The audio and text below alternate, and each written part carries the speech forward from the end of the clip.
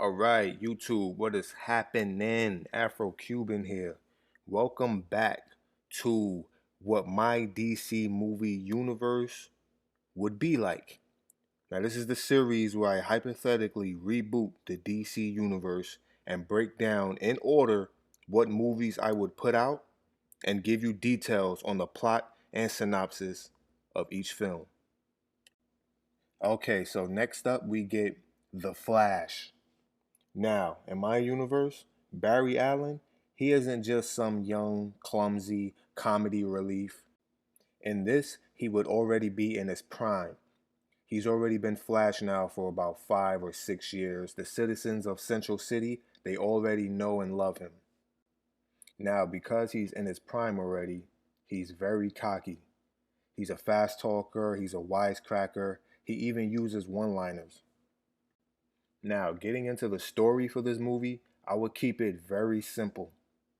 For starters, the villain I would use would be Gorilla Grodd, a very intelligent, well-spoken gorilla with telepathic abilities. Alright, getting right into it. When we first start the movie, we would obviously start off with Barry's origin. Alright, so we start off with a flashback of Barry.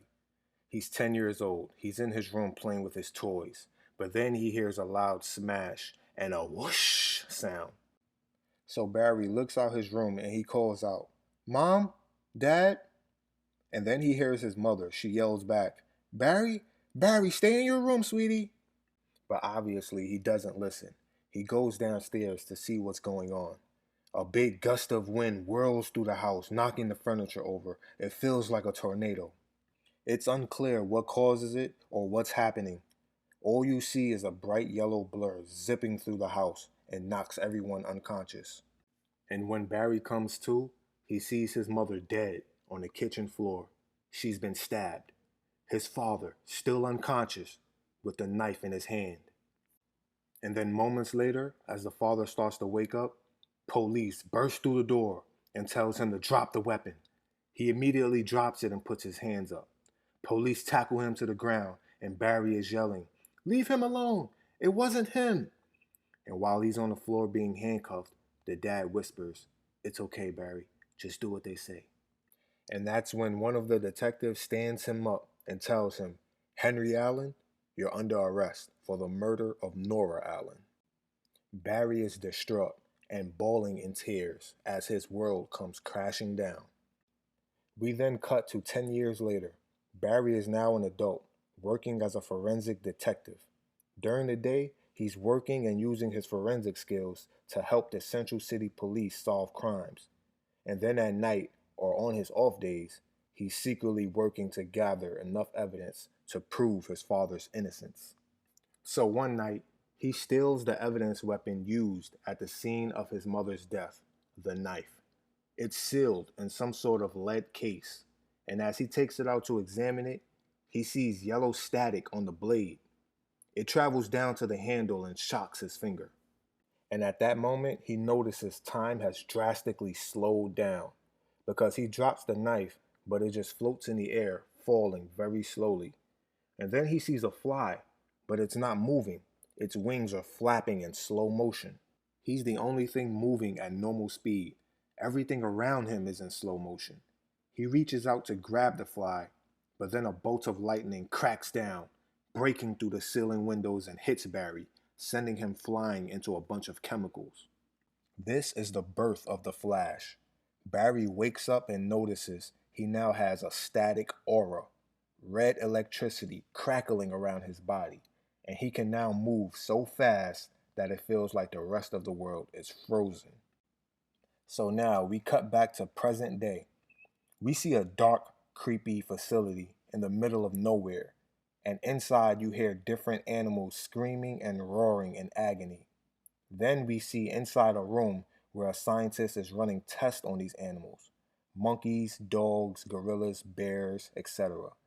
Then the scientist talks in Russian.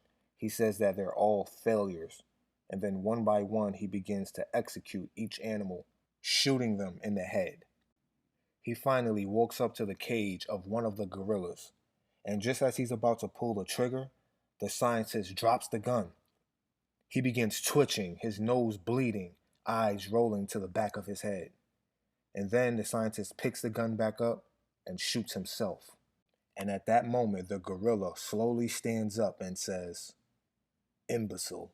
The gorilla then uses his feet to pick up the keys that fell off the scientist to let himself out of the cage. Grodd is free. He then releases all of the animals and they rip the other scientists apart as Grodd escapes from the facility.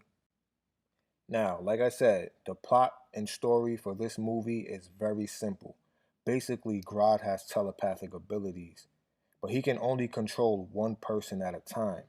He wants to get strong enough to control everyone, so he builds a device that he wears on his head that can enhance his telepathy.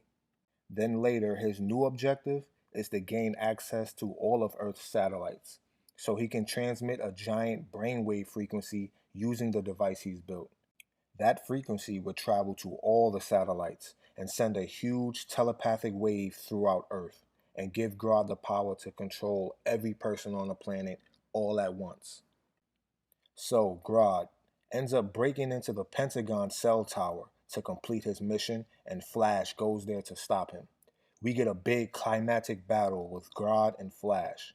Grodd has taken control of some of the Pentagon soldiers and are using them to shoot at Barry, but obviously bullets are too slow. So then Grodd uses his telepathy to make the soldiers attempt to shoot themselves. So now Barry must crank up the speed to stop the soldiers from killing themselves. Barry super speeds around the facility and rescues all of the soldiers by taking their guns and knocking them out. And then he goes to confront Grodd.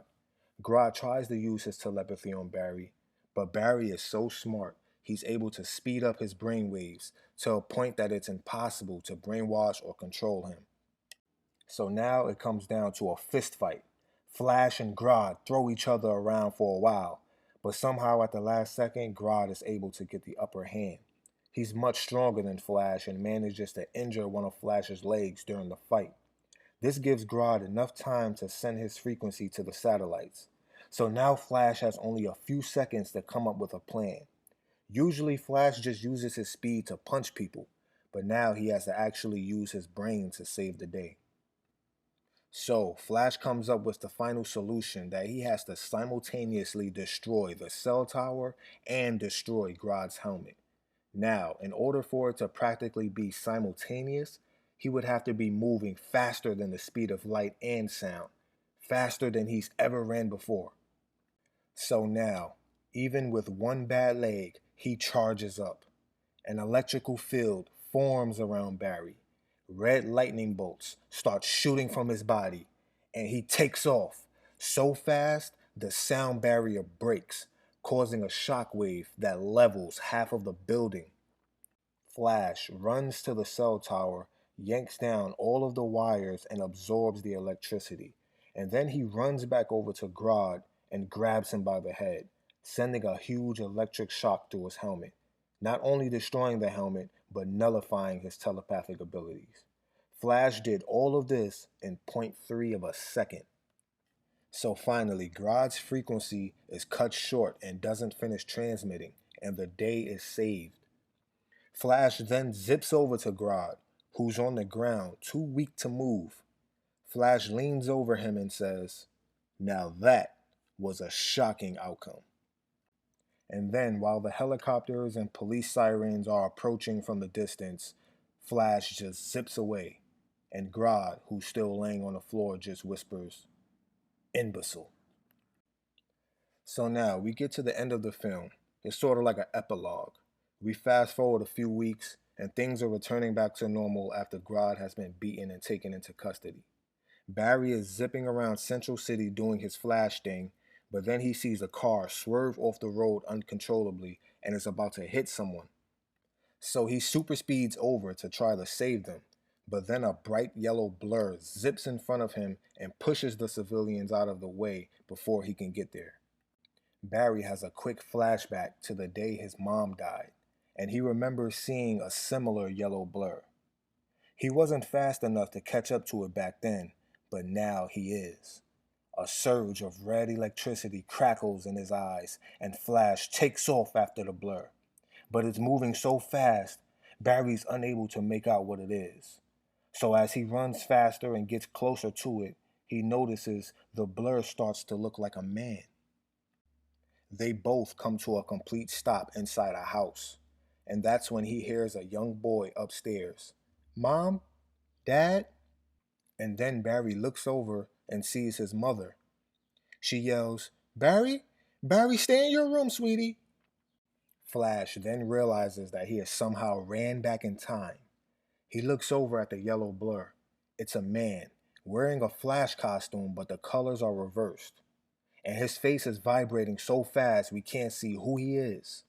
But Barry doesn't care, because now he has the chance to save his mother. We get an ominous silence as Flash balls his fist, and then the screen cuts to black. So, guys, that's basically where the Flash movie would end. I would end it with that cliffhanger right there, obviously setting up the Flashpoint sequel. Uh, Once again, if you guys stuck with me through part 5, I commend you and I thank you. And as always, any thoughts or comments, you guys know where to leave them. And don't forget to hit that subscribe button. I don't think I say that enough. Yeah, subscribe to the channel. I would appreciate that too. So yeah, that was part 5 of what my DC movie universe will be like. About to get started on the next part. So I'll see you guys in that next video. Thanks for watching.